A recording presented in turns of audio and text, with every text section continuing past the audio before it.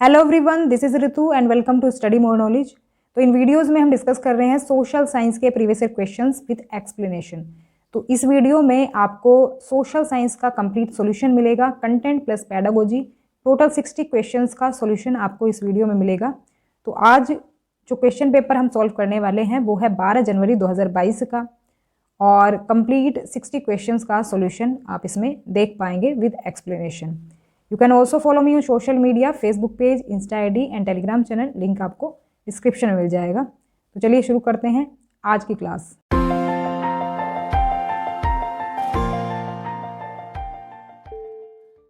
वीरशैववाद निम्नलिखित में से किस व्यक्तित्व से संबंधित है? तो यहाँ पर 4 ऑप्शंस दिए हैं, इसमें से सही आपको बताने हैं कौन से सही होंगे। सही हो जाएगा option number 3, A, B and D. तो ए, बी और डी जो है ये जुड़े हुए हैं वीरशैववाद से, और चोखा मेला इसमें नहीं है। इसके बारे में थोड़ा सा जान लेते हैं। वीरशैव जो मूवमेंट है इसकी शुरुआत बासवन्ना और उनके साथियों जैसे अल्लामा प्रभु और अक्कम महादेवी ने की थी। ये आंदोलन कर्नाटक में 12वीं शताब्दी के मध्य में शुरू हुआ। वीरशैव ने सभी मनुष्यों की समानता और जो जाति और महिलाओं के उपचार के बारे में ब्राह्मणवादी विचारों के खिलाफ दृढ़ता से तर्क दिया। तो ये समानता की बात करते थे बेसिकली, और जो जाति व्यवस्था तो विद्यमान थी उसके खिलाफ ये बात करते थे, और वे सभी प्रकार के कर्म कांडों और मूर्ति पूजा के भी खिलाफ थे। ध्यान रखेंगे पॉइंट्स वीरशैव मूवमेंट के बारे में। नेक्स्ट क्वेश्चन है, match the nomenclature in list 1 for people lived in ancient Tamil region with their profile in list 2। तो यहाँ पर एक तरफ तो तमिल क्षेत्र में रहने वाले लोग हैं, दूसरी तरफ है उनके व्यवसाय के अकॉर्डिंग उनको क्या कहा जाता था, ये यहाँ पर दिया हुआ है। तो आपको सही मैच करना है। सही ऑप्शन हो जाएगा 2, ए को तीसरे से मिला देंगे। वेल्लार जो थे बड़े भूस्वामी थे ये, और बात करें दूसरे की तो 4 से मिला देंगे। उणवार साधारण हलवाई थे। अधिमई थे भूमिहीन मजदूर, और गृहपति थे स्वतंत्र कृषक। नेक्स्ट क्वेश्चन है, प्राचीन काल में रेशम मार्ग शब्द का अर्थ है। सिल्क रूट के बारे में सभी ने सुना होगा, तो वो क्या था, सिल्क रूट क्या था? तो यहाँ पर फर्स्ट ऑप्शन करेक्ट हो जाएगा। रेशम ले जाने के लिए चीन से दूसरे देशों के लिए व्यापारियों का यात्रा मार्ग। तो बेसिकली चीन से जो है रेशम ले जाते थे लोग, क्योंकि चीन का जो रेशम था ना वो काफ़ी प्रसिद्ध था, और यहाँ से जो है बाकी देशों को ये लेके जाते थे सिल्क। तो वो जो रूट था, जिस रूट के थ्रू ये सिल्क ले जाया जाता था, वही कहलाता था क्या, सिल्क रूट। तो यहाँ पर आप देख सकते हैं ये पूरा सिल्क रूट आपको दिख जाएगा। तो यहाँ पर मेन रूट है जो ग्रीन कलर से है, मेन रूट तो ग्रीन कलर से दिख जाएगा आपको, और बाकी और जगह से जो आते थे वो आपको ये रेड कलर से दिख जाएगा। मेन यही था, ग्रीन वाला जो रूट है ये ग्रीन कलर से दिखाया गया है। तो ये था पूरा सिल्क रूट। एक पॉइंट और इसमें याद रखने की चीज़ है क्या, कि जो इस रूट को कंट्रोल करते थे ना वो कुषाण थे। ये क्वेश्चन भी पूछा जाता है अक्सर। तो इस रूट को जो कंट्रोल करता था वो कौन थे, कुषाण थे। कुषाण रूलर्स थे जिसको कंट्रोल करते थे इस रूट को। ध्यान रखेंगे इस चीज़ को। नेक्स्ट क्वेश्चन है, 12वीं शताब्दी के निम्नलिखित में से किस एक अभिलेख में रथकारों या रथ निर्माताओं की स्थिति पर विचार किया गया है? तो यहाँ पर सही ऑप्शन हो जाएगा 4, उय्याकोंडन उदययार में। तो यहाँ पर अगर हम बात करें रथ निर्माताओं की, तो इनका जो उल्लेख है ना वो वेदों में भी किया गया है, जैसे कि ऋग्वेद, यजुर्वेद, अथर्ववेद। तो इनमें भी इसका वर्णन किया गया है। और मैं बात करूँ उत्तर वैदिक काल के दौरान की, तो यहाँ पर जो रथ निर्माता थे इनको उच्च वर्ग का दर्जा प्राप्त था, उच्च दर्जा प्राप्त था एक तरह से, और पवित्र धागा समारोह के ये भी हकदार रहते थे। तो यहाँ पर अगर बात की जाए रथकारों के रूप में जानने की इनको, तो इनके और भी काम थे, सिर्फ रथ ही नहीं बनाते थे ये, इनके और भी चीज़ें थी, जैसे वास्तुकला में ये काम करते थे। इसके अलावा कोच और रथ बनाने का काम करते थे, मंदिरों के लिए प्रवेश द्वार बनाते थे, चित्रों के साथ मंदिरों का निर्माण करते थे, बलिदान करने के लिए लकड़ी के उपकरण तैयार करते थे, मंडप बनाते थे, और राजा के लिए गहने बनाना भी शामिल था। तो अलग अलग इनके व्यवसाय इसमें शामिल थे। तो रथ निर्माताओं को एक तरह से रथकार भी कहा जाता था। ध्यान रखेंगे इसके बारे में ये points. Next question, Tarabai Shinde ने अपनी पुस्तक स्त्री पुरुष तुलना में आलोचना की। किस चीज़ को क्रिटिसाइज किया ताराबाई शिंदे ने अपनी किताब में? यहाँ पर अगर सही ऑप्शन की बात करें तो ऑप्शन 1 करेक्ट हो जाएगा। पुरुषों और महिलाओं के बीच सामाजिक अंतर को इन्होंने क्रिटिसाइज किया कि किस तरह से पुरुषों और महिलाओं में अंतर देखने को मिलता है, सोशल डिफरेंस देखने को मिलता है। नेक्स्ट क्वेश्चन, निम्नलिखित में से कौन सा ग्रंथ पैरियलवार, अंडाल, टोंडारा डिडोपी अलवार और नम्मलवार के गीतों में संकलित है? तो यहाँ पर सही ऑप्शन हो जाएगा फर्स्ट, दिव्य प्रबंधम। तो इन्होंने कुछ गीत गाए हैं और ये सभी क्या हैं, अलवार संत हैं। आप देख रहे होंगे इनके नाम के पीछे अलवार लगा हुआ है। तो ये अलवार संतों के बारे में आप जानते होंगे कि ये भारत के तमिल कवि संत थे, दक्षिण भारत के, और इनकी जो भक्ति थी वो विष्णु के लिए थी, विष्णु के भक्त थे जो कि अलवार ये कहलाते थे। तो ये अलवार संत जो थे 12 थे और इनमें जो प्रमुख हैं, ये जो यहाँ पर दिए हुए क्वेश्चन में ये मुख्य थे, मुख्य संत थे अलवार संत। और इनके जो गीत हैं ये दिव्य प्रबंधन में संकलित हैं, ये कह सकते हैं। इसके अलावा नयनार संतों के बारे में भी आपने सुना होगा, वे शिव के भक्त थे और अलवार जो थे वो विष्णु के भक्त थे, ध्यान रखेंगे। नेक्स्ट क्वेश्चन, निम्नलिखित में से कौन सा एक महाजनपद के शासकों द्वारा वसूल किया जाने वाला नियमित कर नहीं है? तो यहाँ पर सही ऑप्शन की बात करें तो हो जाएगा ऑप्शन नंबर 4, परिवार पर कर। बाकी जो सभी कर हैं वो जो टैक्स हैं वो महाजनपदों के शासकों द्वारा लिए जाते थे, जैसे कि टैक्सेस ऑन क्रॉप फसलों पर कर लेते थे, शिल्पकारों से कर लेते थे, चरवाहों से भी कर लेते थे। ये तो फैमिली से नहीं लेते थे, फैमिली पर नहीं था लगाया गया था कर कोई। आदिवासी समुदायों पर औपनिवेशिक शासन के प्रभाव से संबंधित कथनों को पढ़िए और सही विकल्प का चयन कीजिए। तो यहाँ पर अगर हम बात करें सही ऑप्शन की तो हो जाएगा second, both A and B are correct. आरक्षित वन निजी अधिकार या विशेषाधिकार था, विशेषाधिकार या तो पूरी तरह से प्रतिबंधित थे या तो फिर केवल शर्तों के तहत ही अनुमति दी गई थी। अगर बात करें आरक्षित वनों की तो यहाँ पर संरक्षित वनों की बात करें तो यहाँ सरकार ने स्थानीय आबादी या निजी व्यक्तियों के कुछ अधिकारों का प्रयोग करने की अनुमति दी। तो दोनों में थोड़ा सा डिफरेंस आपको देखने को मिलेगा। यहाँ पर या तो पूरी तरह से प्रतिबंधित थे या तो बहुत ही सख्त शर्तों के तहत अनुमति दी गई थी, और संरक्षित वनों में कुछ आबादी को यूज़ करने की अनुमति दी गई थी। तो यहाँ पर अगर बात करें इनकी तो यही चीज़ें दी गई। यहाँ पर आरक्षित वन को कौन से होते हैं, जब सबसे प्रतिबंधित वन आरक्षित वन है, मतलब सबसे ज़्यादा रेस्ट्रिक्शन इन पर लगे होते हैं, जो रिजर्व फॉरेस्ट होते हैं, और इन वनों में निजी अधिकार या विशेषाधिकार या तो पूरी तरह से कह सकते हैं हम विशेषाधिकार या तो पूरी तरह से प्रतिबंधित होते थे या तो फिर कठोर परिस्थितियों में ही अनुमति दी जाती थी। संरक्षित वन कौन से थे कि इन वनों पर सरकार का मालिकाना हक है और इन वनों के उपयोग के संबंध में नियम जारी करने की शक्ति है, मतलब सरकार कुछ नियम बनाएगी और उसके हिसाब से ही परमिशन होगी वहाँ पर उसमें एंटर करने की वनों में, या फिर उसका कुछ जैसे पहले जड़ी बूटी वगैरह इस्तेमाल करते थे, जंगल से लकड़ी वगैरह लेते थे, तो वही सब यूज़ करने की एक लिमिट तक परमिशन मिलेगी। ऐसे ही आज अब वो देख सकते हैं जो अभ्यारण्य वगैरह होते हैं, आपके जो नेशनल पार्क होते हैं, आज वही कंसेप्ट जो है उन पर भी लागू होता है। निम्नलिखित में से कौन श्री नारायण गुरु का नारा है? कौन सा नारा जो है श्री नारायण गुरु ने दिया था? यहाँ पर सही ऑप्शन देखें तो फर्स्ट ऑप्शन करेक्ट हो जाएगा, एक जाति एक धर्म और मानव जाति के लिए एक ही ईश्वर। इन्होंने कहा कि भाई जो ईश्वर है वो एक ही है, एक ही जाति है और एक ही धर्म है सभी का। तो इन्होंने जातिगत अन्याय का मुकाबला करने के लिए ये नारा दिया था, क्योंकि जाति व्यवस्था जो है बहुत जोरों पर थी पहले, तो उस टाइम पर इन्होंने ये नारा दिया और 1888 में उन्होंने उस समय के जाति आधारित मानदंडों की अवहेलना करते हुए भगवान शिव को समर्पित अरुविपुरम में एक मंदिर का निर्माण भी किया। तो ये थे श्री नारायण गुरु, देख सकते हैं आप इनको। निम्नलिखित में से किसने स्वाभिमान आंदोलन की स्थापना की? ये हो जाएगा ऑप्शन नंबर 1, E.V. रामास्वामी या पेरियारी ने। तो इन्होंने माना था कि अछूतों को अपनी गरिमा के लिए लड़ना पड़ता है, तो पेरियार ने आत्मसम्मान आंदोलन की स्थापना की और इन्होंने ये महसूस किया कि सभी धार्मिक अधिकारियों ने सामाजिक विभाजन और असमानता को ईश्वर प्रदत्त के रूप में देखा। तो सामाजिक समानता प्राप्त करने के लिए अस्पृश्यों को सभी धर्मों से स्वयं को मुक्त करना पड़ा।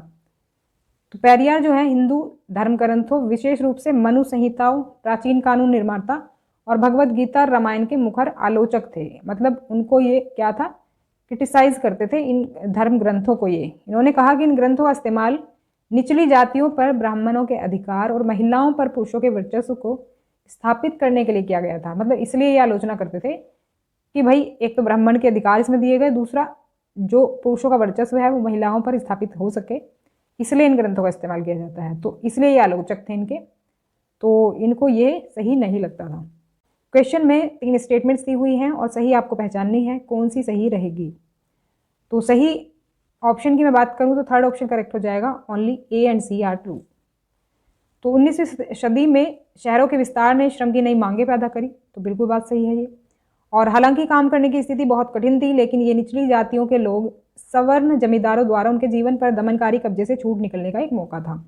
अब देखो, जब लोग गांव में रहते हैं तो उनको ये जाति व्यवस्था का काफ़ी सामना करना पड़ता है, लेकिन जब वो शहरों की तरफ मूवमेंट करते हैं तो शहरों में उनको ये चीज़ें कम फेस करनी पड़ती हैं, क्योंकि वहाँ पर उनको ज़्यादा लोग जानते नहीं हैं। तो ये उनके लिए सही मौका था जो निचली जातियों के लोग थे।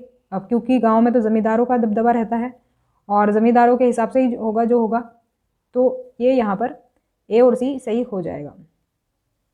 और आगे बढ़ते हैं। नेक्स्ट क्वेश्चन है, निम्नलिखित में से किस नेता को एक लोकप्रिय चित्रात्मक प्रतिनिधित्व कृष्ण के रथ को चलाते हुए में अंग्रेजों के खिलाफ लड़ाई में अन्य राष्ट्रवादी नेताओं का मार्गदर्शन करते हुए दिखाया गया था? एक तरह से जैसे वो महाभारत के युद्ध में होता है ना, कृष्ण जी जो अर्जुन को गाइड करते रहते हैं, कुछ वैसे ही। तो यहाँ पर सही ऑप्शन अगर देखें तो थर्ड ऑप्शन करेक्ट हो जाएगा, मोहनदास करमचंद गांधी। तो गांधी जी को एक तरह से राष्ट्रवादी नेताओं का मार्गदर्शन करते हुए दिखाया गया है कृष्ण के रथ को चलाते हुए। तो यहाँ पर ये पिक्चर आप देख सकते हैं, गांधी जी यहाँ पर। नेक्स्ट क्वेश्चन है, यहाँ पर भी 2 स्टेटमेंट्स दी हुई हैं, सही आपको पहचानना है। सही ऑप्शन की मैं बात करूँ तो हो जाएगा option number 4, A is correct, B is incorrect. Aurangzeb ने कंपनी को शुल्क मुक्त व्यापार करने का अधिकार देते हुए फरमान जारी किया था, तो बात सही है। तो औरंगजेब ने कुछ छूट दी थी अंग्रेजों को, मतलब कंपनी को एकदम व्यापार करने के लिए, और कंपनी अधिक रियायतें और मौजूदा विशेषाधिकारों में हेराफेरी नहीं चाहती थी। तो ये जो गलत दी हुई है बी स्टेटमेंट यहाँ पर। नेक्स्ट क्वेश्चन है, भारतीय संविधान की विशेषताओं के बारे में निम्नलिखित में से कौन सा कथन सही है जब इसका मसौदा तैयार किया गया था? जब संविधान का मसौदा तैयार किया गया था तो इसके बारे में सही स्टेटमेंट हमें चुनना है। सही स्टेटमेंट हो जाएगा सेकंड, ओनली बी एंड सी। इसने सभी नागरिकों को कानून के समक्ष समानता की गारंटी दी और इसने सबसे गरीब और सबसे वंचित भारतीयों के लिए विशेषाधिकारों की पेशकश की। तो ये बात सही है। जो संविधान का जब मसौदा तैयार हो रहा था तो इन्होंने बात करी इक्वालिटी की कि भाई सभी नागरिकों को सभी मतलब इक्वल राइट्स मिलने चाहिए, और जो गरीब थे या फिर वंचित लोग थे, जो मतलब कहें अल्पसंख्यक थे, एक तरह से वो समाज में उनका जो स्थिति थी वो अच्छी नहीं थी, तो उसके लिए विशेषाधिकार दिए गए। आरक्षण को हम इसके तौर पर देख सकते हैं। नेक्स्ट क्वेश्चन है, सौरमंडल के बारे में निम्नलिखित में से कौन सा कथन सही है? तो सही ऑप्शन हो जाएगा सेकंड ऑप्शन। तो सौरमंडल में ये सभी उपस्थित होते हैं, सूर्य, 8 ग्रह, उपग्रह, क्षुद्र ग्रह, उल्कापिंड, ये सभी मिलकर के क्या बनाते हैं? सौरमंडल का निर्माण करते हैं। नेक्स्ट क्वेश्चन में 2 स्टेटमेंट्स हैं और सही स्टेटमेंट आपको इसमें चूज करना है। सही ऑप्शन हो जाएगा first, only A is true. अक्षांश के मान के बाद उत्तर या दक्षिण शब्द आता है, तो ये बात बिल्कुल सही है। आप देखें, जब हम कर्क रेखा की बात करते हैं, कर्क रेखा है नॉर्थ में, तो उसके लिए हम क्या रिप्रेजेंट करते हैं? 23.5 डिग्री नॉर्थ, तो वो होती है हमारी कर्क रेखा। और जब हम बात करें दक्षिण की, दक्षिण में आती है उतने ही डिग्री पर, 23.5 डिग्री पर साउथ में मकर रेखा। तो हम साउथ या फिर नॉर्थ लगा करके पहचान करते हैं अक्षांश रेखाओं की। अब दूसरा दिया, किसी स्थान के देशांतर के बाद उत्तर या दक्षिण शब्द आता है, ये गलत है। देशांतर के बाद आता है पूर्व या फिर पश्चिम। तो क्योंकि लॉन्गिट्यूड लाइन ऐसे हैं तो यहाँ पर हम पूर्व और पश्चिम देशांतर लाइनों के बाद लगाते हैं, और अक्षांश रेखाएं क्योंकि कुछ इस तरह से हैं तो ये नॉर्थ और साउथ में डिवाइड करती हैं पृथ्वी को, तो इसीलिए ये यहाँ पर नॉर्थ और साउथ हम यूज़ करते हैं। ध्यान रखेंगे इस पॉइंट को। यहाँ पर भी आप देख सकते हैं ये लैटिट्यूड लाइंस, ये वाली जो लैटिट्यूड लाइंस है यहाँ पर नॉर्थ हम लिखते हैं, इधर हम लिखते हैं साउथ, और इधर ये लॉन्गिट्यूड लाइंस हैं, यहाँ पर हम लिखते हैं ईस्ट एंड वेस्ट, तो ध्यान रखेंगे। नेक्स्ट क्वेश्चन, ये आपका जो हीट जोन्स है उससे जुड़ा हुआ क्वेश्चन है। यहाँ पर असर्शन दिया है हीट जोन से रिलेटेड और रीजन उसका बताया गया है। तो यहाँ पर सही ऑप्शन आपको चुनना है। सही ऑप्शन होगा first, both A and R true and correct explanation of A दी गई है आर। ठीक है, तो यहाँ पर उष्ण क्षेत्र में सबसे अधिक गर्मी होती है और यह पूरे वर्ष गर्म रहता है। बात बिल्कुल सही है। टोरिड जोन आपने देखा होगा, जो इक्वेटर के आसपास का क्षेत्र है। यहाँ पर मैं बात करूँ, अगर ग्लोब बना दूँ तो यहाँ पर है इक्वेटर, ऊपर है कर्क रेखा और ये है मकर रेखा। इसके बीच का जो क्षेत्र है कर्क और मकर के बीच का, ये वाला क्षेत्र कहलाता है टोरिड जोन और यहाँ पर सबसे ज़्यादा गर्मी होती है, पूरे वर्ष ये गर्म रहता है। यहाँ पर बारिश भी ज़्यादा ही होती है। यहाँ पर रीज़न क्या दिया है कि कर्क और मकर रेखा के बीच के सभी अक्षांशों पर मध्याह्न का सूर्य वर्ष में कम से कम एक बार ठीक ऊपर होता है, और जिसका रीज़न क्या होता है कि गर्मी बहुत पड़ती है। यहाँ पर दोनों ही स्टेटमेंट, असर्शन और रीज़न दोनों ही सही दिए हैं। तो ये यहाँ पर भी आप देख सकते हैं, ये है टोरिड जोन, सबसे गर्म क्षेत्र रहता है, सबसे ज़्यादा वर्षा वाला क्षेत्र भी यही है। ध्यान रखेंगे इस चीज़ को। नेक्स्ट क्वेश्चन, यहाँ पर भी असर्शन और रीज़न है। सही ऑप्शन चुने तो ये हो जाएगा फर्स्ट ऑप्शन, दोनों ही सही है और एक्सप्लेनेशन भी सही है, मतलब रीज़न भी सही दी हुई है। तो यहाँ पर भूमध्य रेखा ग्लोब पर एक बहुत ही महत्वपूर्ण संदर्भ बिंदु है, जो कि मैंने अभी बताया। भूमध्य रेखा बिल्कुल बीचों बीच लाइन जो है, ये बिल्कुल बीचों बीच से जाती है ग्लोब के, और भूमध्य रेखा पृथ्वी को उत्तरी गोलार्ध और दक्षिणी गोलार्ध में विभाजित करती है। बात बिल्कुल सही है, ये उत्तरी गोलार्ध हो गया, ये दक्षिणी गोलार्ध हो गया। नेक्स्ट क्वेश्चन, यदि भूकंप आता है तो पृथ्वी की सतह कंपन करती है और कंपन दूर दूर तक जा सकता है। निम्नलिखित में से कौन सा विकल्प उन शब्दों को संदर्भित करता है जो भूकंप को समझने में मदद करते हैं? तो ये हो जाएगा option number 1, epicentre, seismograph end plate boundary. तो इनके थ्रू आप समझ सकते हैं भूकंप को। यहाँ पर मैं बात करूँ, देखो पहले मैं ये बता देती हूँ इसके बारे में, थोड़ा सा भूकंप के बारे में।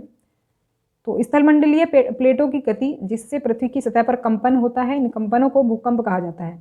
जो प्लेट्स होती हैं ना, लिथोस्फेरिक प्लेट जो है, उनके मूवमेंट से ये भूकंप आता है। अब क्योंकि वहाँ पर जो प्लेट दी गई हैं, बाउंड्री ऑफ प्लेट, अभी वो दिखाऊंगी मैं आपको डायग्राम में भी, तो उसकी वजह से ही जो है ना, ये जब उनमें टकराव पैदा होता है तो वहाँ पर क्या है, कंपन पैदा होता है, जिसको कि भूकंप कहते हैं। अब एक होता है उद्गम केंद्र। इसमें देखो, यहाँ पर डायग्राम में देख लेते हैं, यहाँ पर अच्छे से समझ में आएगा। उद्गम केंद्र जो है वो कौन सी जगह होती है कि जहाँ से भूकंप जो है उत्पन्न होता है, उसको कहते हैं हम उद्गम केंद्र। देखो, उद्गम केंद्र और अधिकेंद्र में कंफ्यूज नहीं होना, इसका अलग अलग इमेज बना के रखनी है। ये उद्गम केंद्र तो कहलाता है फोकस पॉइंट, यानी कि जहाँ से जो भूकंप है वो क्रिएट हो रहा है ज़मीन के अंदर से। लेकिन एपिसेंटर यानी कि अधिकेंद्र क्या है, जो भूमि के ऊपर वाला हिस्सा है, बिल्कुल उसके ऊपर पड़ेगा। ये जो फोकस पॉइंट है ना, उसके ऊपर पड़ता है ये। ध्यान रखेंगे। आप एपिसेंटर क्या समझते हो कि जहाँ से भूकंप बना, लेकिन वो जो है वो क्षेत्र कहलाता है उद्गम केंद्र, जहाँ से भूकंप जो है क्रिएट हुआ। और जो उसके ऊपर वाला, जो ज़मीन का ऊपर का हिस्सा है ना, भूमि के ऊपर वाला हिस्सा, उसको कहते हैं अधिकेंद्र या फिर एपिसेंटर। और एक होती है प्लेट बाउंड्री। तो प्लेट बाउंड्री जो है ये यहाँ पर, ये प्लेट बाउंड्री वो है जब ये दो प्लेट आपस में टकराती हैं तो वहाँ पर कंपन पैदा होता है। तो इस चीज़ को ध्यान रखेंगे। तो कंपन की बात करें तो कंपन अधिकेंद्र कहाँ है, एपिसेंटर जो हमारा ऊपर पॉइंट था, ऊपर वाला पॉइंट था, तो वहाँ से तरंगों के रूप में बाहर की ओर जाते हैं और तरंगे जैसे वो दिखाई दे रही, उसमें सबसे बड़ी क्षति आमतौर पर अधिकेंद्र के पास में होती है, क्योंकि वहाँ पर जो है ना भूकंप सबसे ज़्यादा रहता है। केंद्र से दूर भूकंप की तीव्रता धीरे धीरे कम हो जाती है। यहाँ पर देखें अगर आप, जो ये वाला एरिया रहेगा ना अधिकेंद्र के आसपास वाला, ये क्षतिग्रस्त हो जाएगा, ये ज़्यादा प्रभावित होगा भूकंप से। और जो दूर जाती रहेंगी जब ये तरंगे, तो ये इनका जो इफेक्ट है वो थोड़ा कम हो जाएगा। नेक्स्ट क्वेश्चन में भी असर्शन एंड रीजन है। सही ऑप्शन देख लेते हैं तो सेकंड ऑप्शन करेक्ट हो जाएगा। दोनों सही है, लेकिन एक्सप्लेनेशन जो है वो सही नहीं दी गई है। जीवों और उनके परिवेश के बीच संबंध एक पारितंत्र का निर्माण करते हैं। तो बात बिल्कुल सही है। परिवेश जो उनकी सराउंडिंग्स है आसपास, चाहे वो सजीव हो या चाहे निर्जीव हो। तो इसमें ऐसा नहीं है कि जो लिविंग थिंग्स हैं सिर्फ वही पारितंत्र बनाती हैं, इसमें नॉन लिविंग थिंग्स भी आती है, जैसे आपकी मिट्टी, सोइल हो गई, मिट्टी हो गई, पानी हो गया, हवा हो गई, ये सभी मिलकर के इकोसिस्टम का निर्माण करती हैं। तो यहाँ पर तर्क क्या दिया कि सभी पौधे, जानवर और मनुष्य अपने आसपास के वातावरण पर निर्भर करते हैं। तो ये निर्भर होना जो है एक तरह से इसका रीज़न नहीं है। तो यहाँ पर दोनों सही हैं चीज़ें, लेकिन जो एक्सप्लेनेशन है वो नहीं सही है। पर्यावरण के क्षेत्रों का सही मिलान उनके उदाहरणों के साथ करें और विकल्प चुनें। जो पर्यावरण के ये क्षेत्र हैं, स्थलमंडल, वायुमंडल, जैवमंडल और जलमंडल, ये किससे मैच होंगे, वो सही मैच हमें करना है। यहाँ पर अगर सही ऑप्शन की मैं बात करूँ तो हो जाएगा ऑप्शन नंबर थर्ड। ए को हम थर्ड से मिला देंगे। स्थलमंडल में शामिल है धातु और चट्टान। बी को फोर्थ से मिलाएंगे। वायुमंडल में हवा की विभिन्न गैसों से निर्मित तय है ये।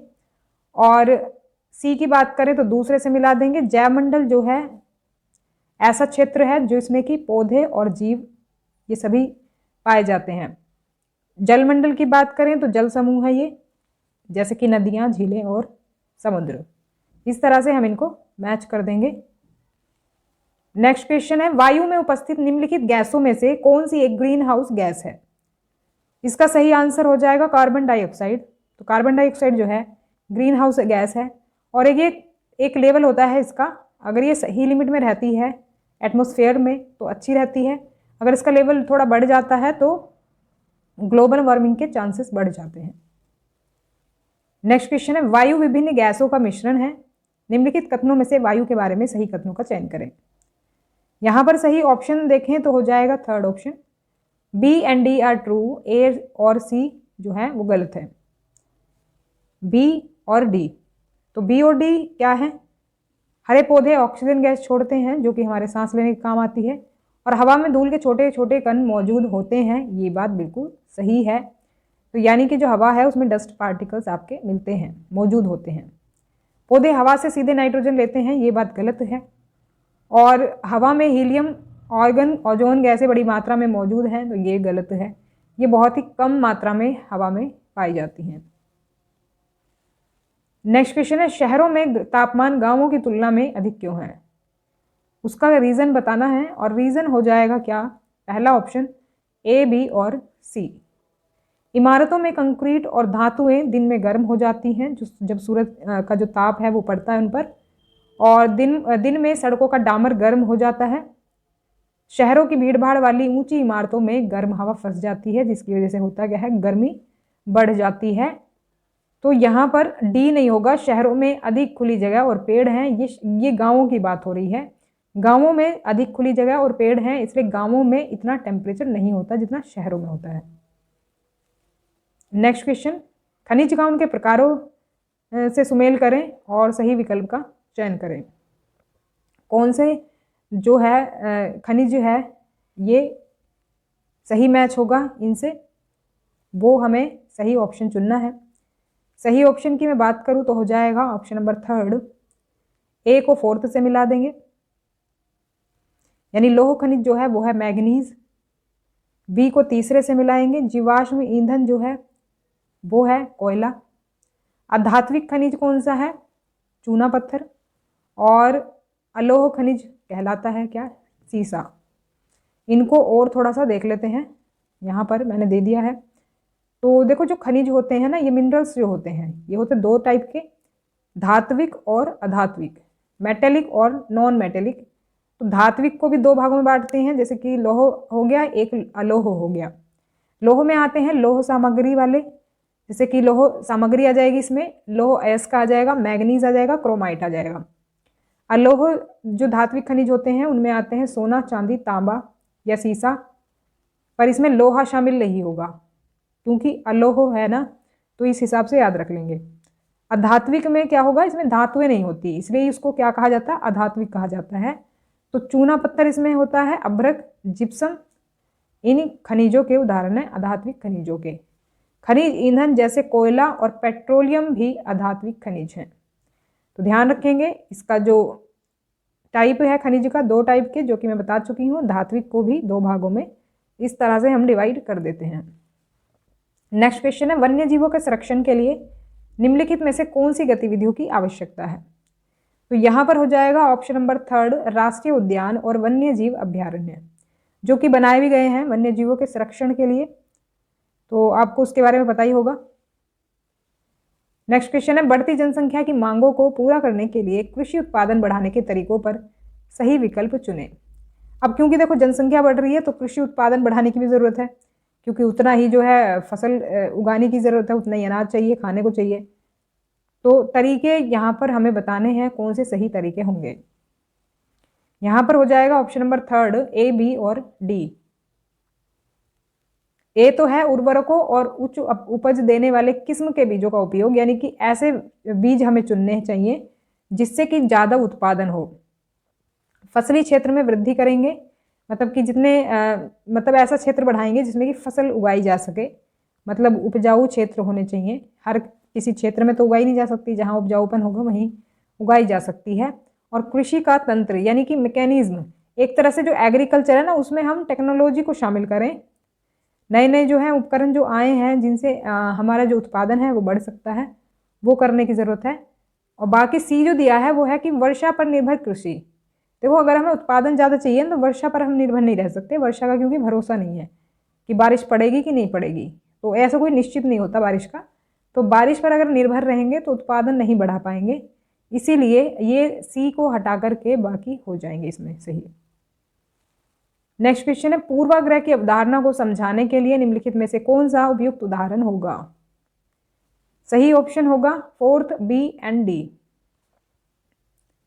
तो पूर्वाग्रह बेसिकली ये चीज होती है कि जब हम दूसरे लोगों के लिए ना एक तरह से दूसरे लोगों को के लिए पहले ही कोई धारणा बना लेते हैं, और वो जो धारणा है या राय है वो एक तरह से होती है कैसी, नेगेटिव वे में एक तरह से राय उनकी बना लेते हैं कि ये लोग, जैसे कि गांव में रहने लोग तो बस खेती ही करते हैं, या शहर में रहने वाले लोग तो भ्रष्ट और चालाक होते हैं। इस तरह से जब हम किसी पूरे ग्रुप को एक उसमें बांध देते हैं छवि में, और वो एक तरह से नेगेटिव होती है छवि, ऐसी कि नहीं कि पॉजिटिव कुछ अच्छा बोलेंगे, अच्छा नहीं, कुछ नेगेटिव चीज़ होगी उसके बारे में। तो लोग दूसरे लोगों को नकारात्मक रूप से आंकते हैं, ये पूर्वाग्रह होता है। और दूसरा श्रेष्ठता और हीनता की भावना। तो पूर्वाग्रह में देखो ये नहीं शामिल है, लोग एक दूसरे को समान रूप से देख रहे हैं, क्योंकि जब भेदभाव कर रहे हैं तभी तो वो प्रिजुडिस कहला रहा है।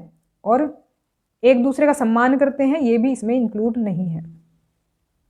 इसमें हम नेगेटिव ऑप्शंस चुनेंगे क्योंकि पूर्वाग्रह की बात कर रहे हैं, तो नेगेटिव इसमें यही है, बी और डी। नेक्स्ट क्वेश्चन, निम्नलिखित में से कौन से कारक किसी क्षेत्र की विविधता को प्रभावित करते हैं? यहाँ पर सही ऑप्शन होगा 4th A और C। खाने और कपड़े की अलग अलग आदतें, क्योंकि हमने इसके बारे में जाना था कि लोग अलग अलग तरह से पहनावा पहनते हैं, अलग कल्चर को फॉलो करते हैं, अलग तरह से त्यौहार मनाते हैं। तो सारी चीज़ें जो डिफरेंट टाइप से वो करते हैं वो क्या है, विविधता का ही एक हम कह सकते हैं एस्पेक्ट है। तो ये विविधता को प्रभावित करता है। लोग जिस भौगोलिक क्षेत्र में निवास करते हैं उसके अनुकूल होना। भौगोलिक क्षेत्र कैसे है, मतलब जहाँ की जैसी जलवायु है उसके अकॉर्डिंग खुद को ढाल लेना। जैसे कि हमने केरल और लद्दाख का एग्जाम्पल देखा था विविधता वाले चैप्टर में, तो केरल की जलवायु जो है वो गर्म है, तो वहाँ के लोग वैसे ही रहते हैं, वैसे ही कपड़े पहनते हैं, उसी तरह का खाना खाते हैं जो शरीर को ठंडा रख सके। और अगर बात करें लद्दाख की, तो लद्दाख में ठंड पड़ती है, ऊपर से वहाँ पर रेगिस्तान है, मतलब कि हम कह सकते हैं ठंडा रेगिस्तान है वो। तो वहाँ की जैसे जलवायु है उसके हिसाब से ही लोग रहते हैं वहाँ पर, वैसे ही उनका खान पान है, वैसे ही पहनावा है। तो भौगोलिक क्षेत्र के अकॉर्डिंग जो है उसके अनुकूल ही जो है वो अडेप्ट कर लेते हैं लोग वो सभी चीज़ें। नेक्स्ट क्वेश्चन है, राज्य सरकार का कार्यकारी प्रमुख कौन होता है? तो ये हो जाएगा इसमें राज्यपाल। सेकंड ऑप्शन यहाँ पर करेक्ट हो जाएगा। एग्जीक्यूटिव हेड जो है स्टेट गवर्नमेंट का वो होता है गवर्नर। क्वेश्चन है, निम्नलिखित में से कौन सी शासन प्रणाली भारत द्वारा अपनाई गई थी? तो यहाँ पर सही ऑप्शन होगा पार्लियामेंट्री एंड फेडरल, संसदीय और संघीय प्रणाली। सेकंड ऑप्शन यहाँ पर सही हो जाएगा। नेक्स्ट क्वेश्चन है, ग्रामीण भारत में जीवन के बारे में निम्नलिखित में से कौन सा कथन सत्य है? तो यहाँ पर सही ऑप्शन है ओनली बी। सेकंड ऑप्शन यहाँ पर सही है। भारत में किसान जब अपेक्षित उपज नहीं देते हैं तो वे कर्ज के जाल में फंस जाते हैं। तो ये बात बिल्कुल सही है। और ऐसे किसान होते हैं छोटे किसान जिनके पास लगभग 2 एकड़ के आसपास ज़मीन होती है, तो वही ज़्यादातर कर्ज के जाल में फंसते हैं। और ऐसे ही जो फार्मर्स है उनकी संख्या ज़्यादा है हमारे देश में, ध्यान रखेंगे।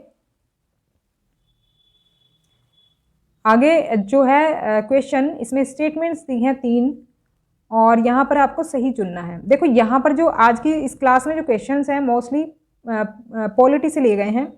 तो पॉलिटी में मैंने कंप्लीट पॉलिटी कराई हुई है 6 to 8। अगर इन टॉपिक्स को आपको डिटेल में समझना है तो आप मेरी पॉलिटी की क्लासेस देखें, तो वो सभी क्लासेस आप देख लेंगे तो अच्छी अंडरस्टैंडिंग पॉलिटी बन जाएगी और क्वेश्चन एक भी गलत नहीं होगा। यहाँ पर सही ऑप्शन हो जाएगा 3rd, B and C। गांव में कमाई के सीमित अवसर होने के कारण खेतीहर मजदूर दूर दराज के स्थानों की ओर पलायन करते हैं। अब क्योंकि लिमिटेड काम रहता है गांव में, और जब फसल रहती है जब भी काम रहता है कुछ महीनों के लिए ही, जब वहाँ पर काम नहीं रहता तो लोगों को कहीं और काम ढूंढना पड़ता है, क्योंकि खाना तो चाहिए ही ना, चाहे उस महीने में काम हो या ना मिले। तो उसके बाद तो फिर उनको खाने को कुछ ना कुछ चाहिए, तो उसके लिए काम करना पड़ेगा। तो जब गांव में काम नहीं रहता तो वो या तो शहर की ओर चलते हैं या तो फिर दूसरे गांव की तरफ चल देते हैं। किसानों से नियमित रोजगार के अभाव में खेतीहर मजदूर बाजार से कम मजदूरी स्वीकार करते हैं। अब देखो खेतों में साल भर काम नहीं रहता है, कुछ महीनों के लिए काम रहता है जब फसल रहती है। तो जब बाजार में उनको कम मजदूरी भी मिलती है ना, तो भी वो काम कर लेते हैं, क्योंकि उनको पैसा चाहिए होता है घर खर्च चलाने के लिए। तो क्योंकि उनके पास कोई सेविंग्स तो होती नहीं है। और भारत में लगभग 60% परिवार खेतीहर मजदूर के रूप में काम कर रहे हैं। तो ये डेटा यहाँ पर गलत दिया हुआ है, इसलिए बी और सी सही हो जाएंगे। नेक्स्ट क्वेश्चन है, किसी देश में लोकतांत्रिक लोकाचार को किसके माध्यम से मजबूत किया जा सकता है?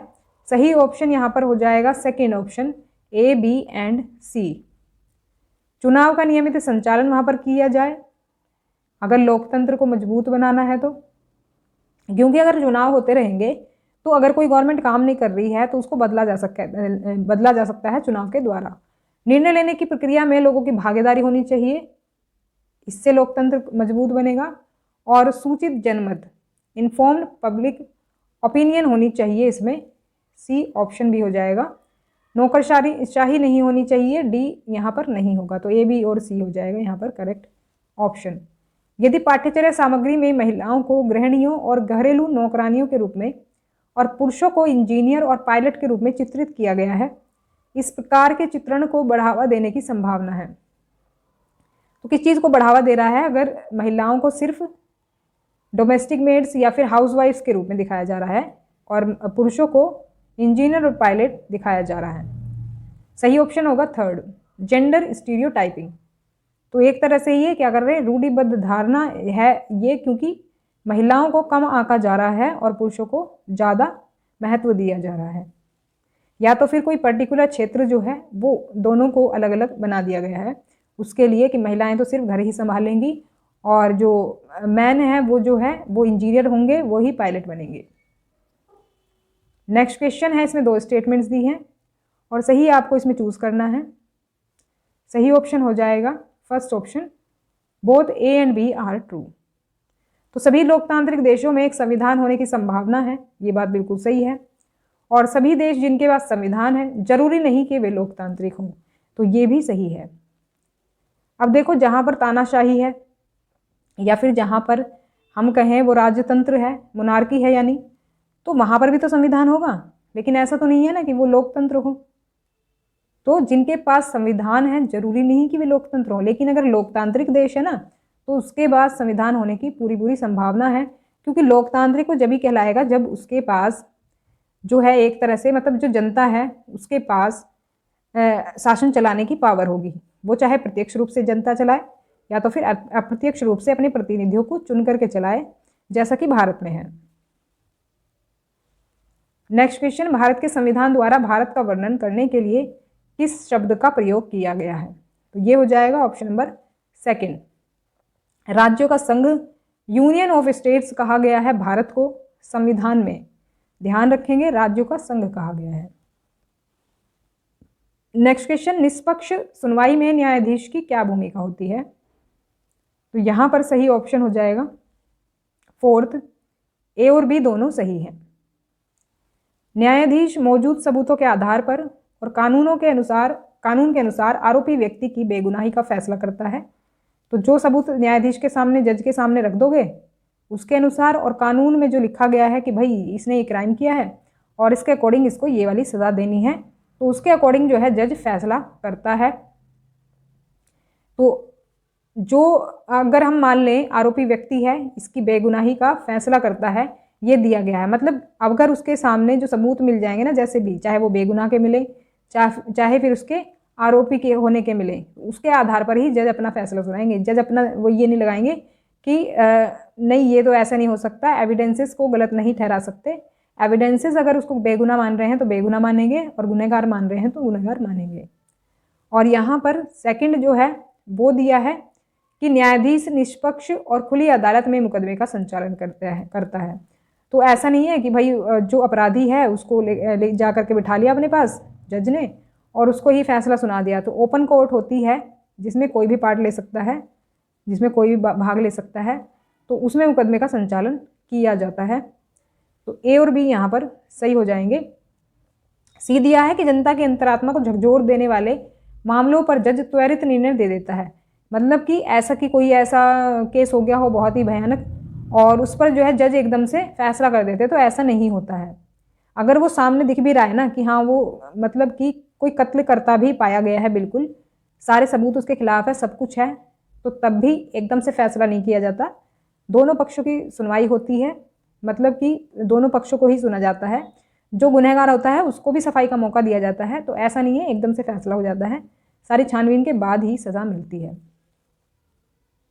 नेक्स्ट क्वेश्चन है, यहाँ पर दो स्टेटमेंट्स हैं और सही आपको यहाँ पर चूज़ करनी है। सही जो ऑप्शन है वो हो जाएगा फर्स्ट, दोनों ही सही हैं यहाँ पर और एक्सप्लेनेशन भी सही दी गई है। शोषण के खिलाफ अधिकार कहता है कि किसी को भी कम मजदूरी या बंधन में काम करने के लिए मजबूर नहीं किया जा सकता। जिसे कहते हैं ना बंधुआ मजदूर, बंधन में वो काम होता है, तो कम मजदूरी में भी नहीं करवा सकते, बंधन में भी नहीं करवा सकते। शोषण के खिलाफ अधिकार के अंदर ये आता है। और दूसरा है कि सामाजिक न्याय से संबंधित कई कानूनों का आधार भारतीय संविधान द्वारा गारंटीकृत मौलिक अधिकारों पर आधारित है। तो जैसे कि कुछ जो कानून बनाए गए हैं ना सोशल जस्टिस से रिलेटेड, वो मौलिक अधिकारों पर आधारित है। जैसे कि मौलिक अधिकार में जो बात कही गई है ना, जैसे कि राइट टू लाइफ या फिर फ्रीडम ऑफ स्पीच, इस तरह की जो चीज़ें हैं वो सभी जो है एक तरह से हम कहेंगे जो कानून बनाए गए सामाजिक न्याय से रिलेटेड, वो मौलिक अधिकारों पर ही आधारित है। और सोशल जस्टिस पर भी एक चैप्टर है जो कि आप देख सकते हैं, पॉलिटी में ही मिल जाएगा आपको वो, तो क्लास 8th की पॉलिटी में मिल जाएगा, उसको डिटेल में पढ़ लें आप, तो अच्छे से समझ में आ जाएगा ये टॉपिक। ज़्यादातर क्वेश्चंस ये वाली वीडियो में 8th क्लास से ही लिए गए हैं। भोपाल गैस ट्रेजेडी के मुद्दे पर चर्चा करते समय निम्नलिखित में से कौन से मुद्दों पर चर्चा में स्थान मिलने की सबसे अधिक संभावना है? यहाँ पर हो जाएगा ऑप्शन नंबर 3 A, C और D। कम सुरक्षा उपाय, ये हम जब डिस्कस करेंगे भोपाल गैस ट्रेजेडी के बारे में, क्यों हुई है ट्रेजेडी, क्या कारण रहे, तो कई सारी चीज़ें इससे जुड़ी हुई थी, तो इसमें हम इन पॉइंट्स को शामिल कर सकते हैं। तो यहाँ पर एक तो हो गया कम सुरक्षा उपाय, एक हो गया उद्योगों में लागत में कटौती, क्योंकि जो वो कंपनी थी US से की, उसने यहाँ पर प्लांट लगाया हुआ था अपना, और उसने क्या किया हुआ था, लागत में कटौती की वजह से उसने क्या कर रखा था, कम सुरक्षा उपाय किए हुए थे उसने, मतलब सेफ्टी के जो मेजरमेंट होते हैं वो कम किए हुए थे। श्रमिकों को मुआवजा, इस पर भी हम बात कर सकते हैं कि मुआवजा जो मिला वो कितना मिला, जितनी ज़रूरत थी उतना नहीं मिला, उससे काफ़ी कम मिला। बाकी कीटनाशकों का उत्पादन ये नहीं होगा इसमें,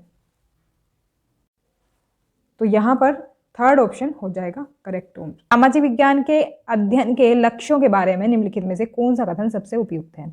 यानी कि गोल क्या होते हैं सोशल साइंस स्टडी के, किस मकसद से सोशल साइंस पढ़ी जाती है? सही ऑप्शन की मैं बात करूं तो ये हो जाएगा option number 3 A, C and D। राय यानी कि ओपिनियन जो है, जीवन शैली यानी कि लाइफस्टाइल, और सांस्कृतिक प्रथाओं के अंतरों का सम्मान करना हम सीखते हैं सोशल साइंस के थ्रू, तो इसके लिए सोशल साइंस पढ़ाई जाती है। दूसरा है इसमें कि समाज के सक्रिय, जिम्मेदार और चिंतनशील सदस्य के रूप में विकसित होना। तो ये भी एक मकसद होता है सोशल साइंस का, एक तरह से गोल कह सकते हैं हम। ये गोल होता है सोशल साइंस का कि जो समाज है उसको हम जो नागरिक हैं कुछ सक्रिय हों, जिम्मेदार हों, चिंतनशील हों, ऐसे नागरिक प्रोवाइड कर सकें। और हम जिस समाज में रहते हैं उसे समझने के लिए, और यह कैसे संरचित, प्रबंधित और शासित है, इस चीज़ के लिए भी हम सोशल साइंस जो है वो पढ़ते हैं। तो यहाँ पर ए, सी और डी सही ऑप्शन हो जाएंगे। नेक्स्ट क्वेश्चन में असर्शन और रीजन दिया है। सही ऑप्शन अगर हम चुने तो ये हो जाएगा ऑप्शन नंबर फर्स्ट। दोनों ही स्टेटमेंट यहाँ पर सही हैं और जो एक्सप्लेनेशन है वो सही दी गई है ए की।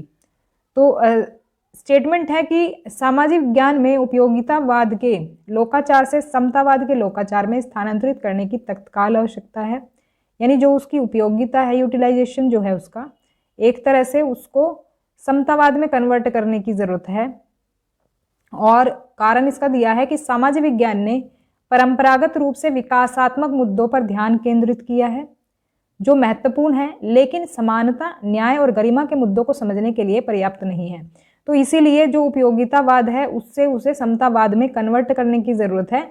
विकासात्मक मुद्दों पर तो उसने ध्यान दिया है, डेवलपमेंटल जो इश्यूज हैं उस पर तो ध्यान दिया है, लेकिन समानता, न्याय और गरिमा के मुद्दों को समझने की भी ज़रूरत है, जो कि वो पहले पर्याप्त नहीं था। तो इसीलिए उसको समतावाद में स्थानांतरित करने की ज़रूरत है, शिफ्ट करने की ज़रूरत है। नेक्स्ट क्वेश्चन है, एक सामाजिक विज्ञान शिक्षक बाजार विषय पर एक पाठ योजना तैयार करना चाहता है। निम्नलिखित में से कौन सी उप अवधारणा उसकी योजना का हिस्सा होने की सबसे अधिक संभावना है? तो यहाँ पर सही ऑप्शन हो जाएगा third, only A, B, C and E. तो यहाँ पर डी नहीं होगा। बाकी सभी जो हैं इन स्टेप्स के थ्रू जो है बाजार की जो प्रक्रिया है वो समझी जा सकती है। जैसे कि टाइप्स ऑफ मार्केट्स के द्वारा बाजारों के प्रकार जानने को मिलेंगे, कितने प्रकार के बाजार होते हैं, बाजारों की श्रृंखला कैसे काम करती है, चेन ऑफ मार्केट्स जो कि हमने पॉलिटी में पढ़ा था, और असमान अवसर किस तरह से जो बुनकर होते हैं या फिर अन्य जो एम्प्लॉय होते हैं उनको जो बेनिफिट्स मिलते हैं वो कम मिलते हैं, लेकिन जो मल्टीनेशनल कंपनीज होती हैं वो ज़्यादा प्रॉफिट कमाती हैं। तो इसमें क्या हो गया, असमान अवसर हो गया, और कुछ लोगों को उतने अवसर नहीं मिल पाते जितने बाकी लोगों को मिल पाते हैं। और बाजार में सौदा यानी कि बार्गेनिंग के बारे में आपने सुना ही होगा, जो मोल भाव होता है मार्केट में। तो इन सब के द्वारा जो है बाजार विषय को समझने में मदद मिलेगी। तो यहाँ पर हम डी को हटा करके बाकी सभी को इंक्लूड कर सकते हैं, क्योंकि ये जो कृषि उत्पादन प्रक्रिया है ये समझी जा सकती है फील्ड में जाने से, तो इसीलिए हम इसको इसमें इंक्लूड नहीं कर सकते। यहाँ पर नेक्स्ट क्वेश्चन है, सामाजिक विज्ञान कक्षा के संदर्भ में निम्नलिखित कथनों पर विचार करें। तो यहाँ पर जो है सामाजिक विज्ञान की जो कक्षा है उससे रिलेटेड कुछ स्टेटमेंट्स दी हैं, सही आपको चुनना है। इसमें सही ऑप्शन हो जाएगा third, only A and C are true. बच्चे बाहरी दुनिया में जो कुछ भी होता है उसमें बहुत कुछ लाते हैं। तो मतलब कि जैसे बाहरी दुनिया है, बाहरी दुनिया से मतलब काफ़ी सारे एक्सपीरियंसेस होते हैं उनके, जो कि उसमें लेकर के आते हैं वो कक्षा में, मतलब अपने एक्सपीरियंसेस के साथ आते हैं। और यहाँ पर तीसरा जो दिया है वो है, वास्तविकता को इस विश्लेषण के साथ चित्रित किया गया है कि हम आदर्श की ओर कैसे बढ़ सकते हैं। एक तरह से रियलिटी जो है वो दिखाई जाती है इसमें, सोशल साइंस की क्लास में एक तरह से हम इसको रियलिटीज़ को इंक्लूड करते हैं।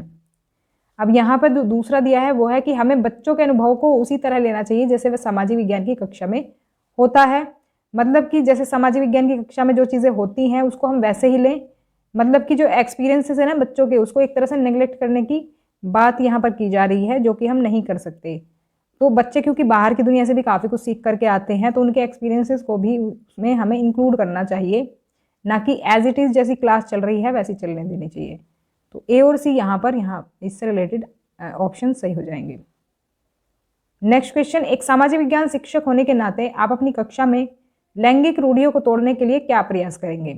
जो जेंडर स्टीरियोटाइप्स होते हैं, जैसे कि कहते हैं ना कि लड़कियां तो सिर्फ ये काम करेंगी और लड़के जो है ये काम करेंगे, इस तरह की जो रूढ़िवादी जो सोच है या फिर रूढ़िवादी धारणा है उसको तोड़ने के लिए हम क्या कर सकते हैं? यहाँ पर ऑप्शन 1 करेक्ट हो जाएगा, ए, बी और डी। ये 3 चीज़ें हम कर सकते हैं। यहाँ पर लड़कियों और लड़कों को एक ही बेंच पर बिठाएंगे और इस व्यवस्था को नियमित रूप से घुमाना ताकि छात्रों को एक दूसरे से परिचित होने का अवसर मिल सके। इनका कहने का मतलब है कि जो सीटें हैं ना वो बदलते रहो, ऐसा ना होगी वही जो लोग साथ में बैठे हैं बस वही बैठे रहें। तो लड़के लड़कियों को भी साथ में बिठाना चाहिए, ऐसा नहीं कि लड़कियों की जो टीम है वो अलग बना दी और लड़कों की अलग बना दी, लड़के लड़कियों को भी साथ में बिठाना चाहिए। और ऐसी कक्षा गतिविधियों का आयोजन करना जो लैंगिक तटस्थ हों, यानी वो लड़के लड़कियों की बात ना करें अलग अलग। तो जेंडर न्यूट्रल एक्टिविटीज़ हमें करानी चाहिए क्लासरूम में, तो ये हम कर सकते हैं स्टीरियोटाइप ब्रेक करने के लिए। और कक्षा में लड़कियों और लड़कों के बीच समान रूप से स्वच्छता बनाए रखने की जिम्मेदारी सौंपना। ये नहीं कहना कि भाई लड़कियों का काम है साफ सफाई रखना तो लड़कियां करेंगी इस काम को, या फिर लड़कों को कह देना सिर्फ। तो दोनों को ही रिस्पॉन्सिबिलिटी देना, ये नहीं कि सिर्फ एक ही जेंडर को रिस्पॉन्सिबिलिटी देना। तो इससे क्या हो गया, आप जेंडर न्यूट्रल होंगे और लैंगिक जो स्टीरियोटाइप्स है वो दूर होंगे क्लास में। और यहाँ पर एक जो ये सी ऑप्शन दिया गया ये गलत है। ये किसी क्यों गलत है, क्योंकि लड़कियों की उत्तर पुस्तिकाओं का मूल्यांकन करने के लिए लड़कों को प्रोत्साहित करना और इसके विपरीत भी करना, जैसे कि लड़कों की जो उत्तर पुस्तिकाएं हैं वो लड़कियां चेक करेंगी। तो कहीं कहीं ऐसा करते हैं ना, टीचर ये कहते हैं कि आप जो है मतलब लड़के जो हैं लड़कियों की कॉपी चेक करेंगे और लड़के जो हैं लड़कियों की कॉपी चेक करेंगे। तो इस तरह से कह देते हैं टीचर। तो ऐसा नहीं करना है, लड़के लड़कियों को अलग अलग टास्क नहीं दे करके सभी को मिक्स टास्क देना है, सभी दोनों को ही, लड़के हो या लड़की हो उनमें भेदभाव नहीं करना है। तो इस तरह से हम स्टीरियोटाइप जो है ब्रेक कर सकते हैं। नेक्स्ट क्वेश्चन है, 5E मॉडल को सामाजिक विज्ञान सहित विभिन्न विषयों में पाठ्य योजना विकसित करने के लिए लोकप्रिय माना जाता है। इस मॉडल में शिक्षकों द्वारा पेश किया गया पहला कदम क्या है। तो यहाँ पर हम एक तरह से इसका स्टेप पूछा है हमसे, 5E मॉडल में जो है पहला स्टेप कौन सा होता है। तो यहाँ पर सबसे सही ऑप्शन हो जाएगा इंगेज, यानी व्यस्त रखना। तो 5E मॉडल एक तरह से हम कह सकते हैं जो ई से ये एक्टिविटीज़ जो स्टार्ट होती हैं वो है। और 5E मॉडल में आपको बता दूँ इसमें क्या क्या इंक्लूड रहता है। 5E मॉडल में 5 स्टेप्स ही होते हैं और ई से ही शुरू होते हैं ये पांचों वर्ड। एक तो है इंगेज पहला स्टेप हो गया, और दूसरा होता है इसमें एक्सप्लोर जिसमें हम बच्चों को एक्सप्लोर करने का मौका दें, जिसमें कि हम डिस्कशन वगैरह शामिल कर सकते हैं जिसमें बच्चे एक्सप्लोर कर पाएँ खुद से ही। और तीसरा होता है इसमें एक्सप्लेन यानी कि अपनी बात को जो है समझा पाना, तो इस चीज़ का मौका हम बच्चों को देते हैं। चौथा है इलेबोरेट और पांचवा है इसमें इवेलुएट। तो इस तरह से ये 5E मॉडल जो है वो होता है। तो इसमें हमसे पूछा था पहला कदम यानी फर्स्ट स्टेप क्या है, तो वो है इंगेज यानी व्यस्त रखना। ये एक तरह से ऐसी चीज़ है जैसे कि हम कोई पाठ्य योजना बना रहे हैं ना किसी भी विषय को पढ़ाने के लिए, तो उसमें हम इन स्टेप्स को फॉलो करेंगे। इन स्टेप्स को फॉलो करके वो कोई भी सब्जेक्ट हम पढ़ाएंगे तो उससे होगा क्या कि बच्चों को वो अच्छे से समझ में आएगा। तो इन 5 स्टेप्स को हम फॉलो करते हैं, इसी को कहा गया है 5E मॉडल। ध्यान रखेंगे इसको। नेक्स्ट क्वेश्चन है, निम्नलिखित में से कौन सी गतिविधि अनुभव के माध्यम से लोकतंत्र को की अवधारणा को विकसित करने में मदद करेगी। तो छात्रों से क्या पूछना एक तरह से लोकतंत्र की अवधारणा को विकसित करने में मदद करेगी। यहाँ पर दिया है क्या हम पूछ सकते हैं छात्रों से। तो यहाँ पर देखो सबसे सही ऑप्शन जो रहेगा वो होगा सेकंड ऑप्शन, छात्र परिषद के अध्यक्ष के चुनाव के अनुभव पर विचार करना। तो जैसे कि होते हैं इलेक्शंस होते हैं लोकतंत्र के जो डेमोक्रेटिक गवर्नमेंट में जो इलेक्शंस होते हैं, वैसे ही जो स्कूल में जो इलेक्शंस होते हैं जैसे कि छात्र परिषद के अध्यक्ष का चुनाव होता है, उसके एक्सपीरियंस पर बच्चों से विचार करें। अगर उस पर आप डिस्कशन करेंगे, उस पर बच्चों से उनके एक्सपीरियंसेस को पूछेंगे, तो होगा क्या, उसके थ्रू आप क्या कर सकते हैं लोकतंत्र के कंसेप्ट को समझा सकते हैं कि भाई जैसे आपके यहाँ पर जो स्टूडेंट काउंसिल प्रेसिडेंट के जो चुनाव होते हैं, इलेक्शंस होते हैं, कुछ इसी तरह से जो है लोकतंत्र में यानी डेमोक्रेसी में भी चुनाव होते हैं। तो इस तरह से आप उसको क्या है समझा सकते हैं। तो यहाँ पर सेकंड ऑप्शन सही हो जाए। बाकी ऑप्शंस की बात की जाए तो देखो स्वतंत्र भारत की पहली सरकार के गठन में मुख्य घटनाओं को दर्शाने वाली भूमिका निभाएं। जो रोल प्ले हम करेंगे इस चीज़ से रिलेटेड वो चुनाव की प्रक्रिया नहीं समझा पाएंगे हम उसके थ्रू, तो ये स्टेप काम नहीं आएगा। और स्कूल टीमों जैसे वाद विवाद टीम, तैराकी टीम आदि के लिए चुने जाने के अनुभव पर प्रतिबिंबित करना। तो देखो ये जो इलेक्शन है ये कुछ अलग है, ये जो चुने जाते हैं ये इलेक्शन नहीं है, ये डेमोक्रेटिक कंट्री में जो इलेक्शंस होते हैं उसकी तरह ये नहीं है। ये जो स्टेप है ये वाला मिलता जुलता है उससे, उसके थ्रू हम डेमोक्रेसी की अवधारणा को जो है वो समझा सकते हैं। बाकी जो फोर्थ पॉइंट है ये है एक तरह से फैक्चुअल बेस्ड क्वेश्चन है ये, तो इससे भी उसमें मदद नहीं मिलेगी। यहाँ पर सेकंड ही सबसे सही आंसर रहेगा। नेक्स्ट क्वेश्चन है, कक्षा में समाज विज्ञान की पाठ्य पुस्तकों के उपयोग से संबंधित निम्नलिखित कथनों पर विचार करें। जो यूज है सोशल साइंस की टेक्स्ट बुक्स का, उनके बारे में स्टेटमेंट्स दी हैं और सही ऑप्शन आपको यहाँ पर चुनना है। सही ऑप्शन की बात करूँ तो हो जाएगा option number 4, only B and D are true. तो शिक्षार्थियों को पाठ्य पुस्तक से परे जाने और विभिन्न अन्य स्रोतों से पढ़ने के लिए प्रोत्साहित किया जाना चाहिए। मतलब कि ऐसा ना हो कि हम उनको सिर्फ टेक्स्ट बुक पर ही आधारित रखें कि भाई बुक से पढ़ लो और बस वही है ज्ञान का सागर, अब कहीं और से नहीं पढ़ना आपको। हमें उससे परे जाने की भी उनको प्रोत्साहित करना चाहिए, मतलब बियॉन्ड द टेक्स्ट बुक भी उनको ज्ञान अर्जित करने के लिए हमें कहना चाहिए वो अन्य स्रोतों से भी पढ़ सकते हैं, जैसे कि न्यूज़पेपर से पढ़ सकते हैं, मैगजीन से पढ़ सकते हैं, और भी बहुत सारी चीज़ें होती हैं जिनसे वो पढ़ सकते हैं। तो यहाँ पर बी हो जाएगा और डी हो जाएगा। शिक्षकों को चाहिए कि विद्यार्थियों को पाठ्य पुस्तकों में दी गई जानकारी को अपने स्वयं के अवलोकनों से जोड़ने में सक्षम बनाए। तो टीचर को इतनी हेल्प करनी चाहिए बच्चों को कि जैसे वो जो उनका एक्सपीरियंस है ना, खुद के जो ऑब्जर्वेशंस वगैरह हैं उससे वो जोड़ करके उन चीज़ों को समझे जो टेक्स्ट बुक में दी गई हैं। अब मान लो बच्चों के आसपास कोई ट्राइब रहती है और वो ट्राइब्स के बारे में जो है बुक में पढ़ रहे हैं, तो वो उस लोकल ट्राइब जो रहती है वहाँ पर उसके थ्रू जो है एग्जाम्पल दे के समझा सकते हैं कि इस तरह से आप एग्जाम्पल्स को मतलब रियलिटीज़ से जोड़ करके उन बुक में जो एग्जाम्पल दिए हैं उनको आप समझें। रियलिटीज़ से जब आप जोड़ेंगे तो वो चीज़ों को अच्छे से समझ पाएंगे। बाकी जो यहाँ पर दिए हैं, पहला, पाठ्य पुस्तक को ज्ञान के एकमात्र स्रोत के रूप में देखा जाना चाहिए और इससे किसी विचलन को हतोत्साहित किया जाना चाहिए। देखो ये जो दिया है ना कि ओनली सोर्स है बस टेक्स्ट बुक पढ़ने का, नॉलेज का, तो ये चीज़ गलत है। और पाठ्य पुस्तकों का उपयोग छात्रों के याद रखने के कौशल का परीक्षण करने के लिए किया जाना चाहिए। अब देखो हम बच्चों को याद रखने का कौशल थोड़ी ना सिखा रहे हैं, हम उनको तैयार कर रहे हैं आगे के भविष्य के लिए और उनको कुछ स्किल्स हम सिखा रहे हैं, ना कि याद करने वाली स्किल्स सिखा रहे हैं। तो यहाँ पर ये नेगेटिव ऑप्शन एक तरह से हो जाते हैं, तो दोनों हट जाएंगे। नेक्स्ट क्वेश्चन, निम्नलिखित में से कौन सी गतिविधि भारतीय संविधान के क्षेत्र में आलोचनात्मक सोच विकसित करने के अवसर प्रदान करती है? तो यहाँ पर सही ऑप्शन हो जाएगा सेकंड, ओनली बी, क्योंकि संविधान से रिलेटेड हमसे पूछा है और क्रिटिकल थिंकिंग डेवलप करने का जो मैंने आपको बताया था, कुछ इस तरह के क्वेश्चन पूछे जाते हैं उसमें जिसमें थोड़ा सा विचार डेवलप हों या फिर अलग अलग तरीके से सोचने पर मजबूर हों बच्चे। तो यहाँ पर सेकंड जो है वो है कि बच्चों को केस स्टडी प्रदान की जा सकती है जिसमें लोगों ने भारतीय संविधान में उल्लिखित विभिन्न अधिकारों को प्राप्त करने के लिए संघर्ष किया। केस स्टडी दी जा सकती है, जैसे सुभाष चंद्र बोस हो गए, चंद्रशेखर आज़ाद हो गए, जो मतलब जिन लोगों ने फाइट करी, स्ट्रगल करा, उनके जो केस स्टडी हम दे सकते हैं। उससे वो क्या करेंगे, उनके बारे में रिसर्च करेंगे, उसके बारे में जानेंगे, उसके बारे में जो इन्फॉर्मेशन भी कलेक्ट करेंगे। इसके अलावा जो चीज़ें जो उनके बारे में इन्फॉर्मेशन उन्हें मिलती है उसको वो अलग अलग तरीके से सोच पाएंगे कि उन्होंने इस तरह जो आज़ादी है उसमें इस तरह से इन्होंने काम किया, या फिर जो अपने राइट थे उनके लिए लड़े, जैसे BR अम्बेडकर हैं वो दलितों के अधिकारों के लिए लड़े, तो किस तरह से संघर्ष किया, इस तरह से केस स्टडी उनको हम दे सकते हैं।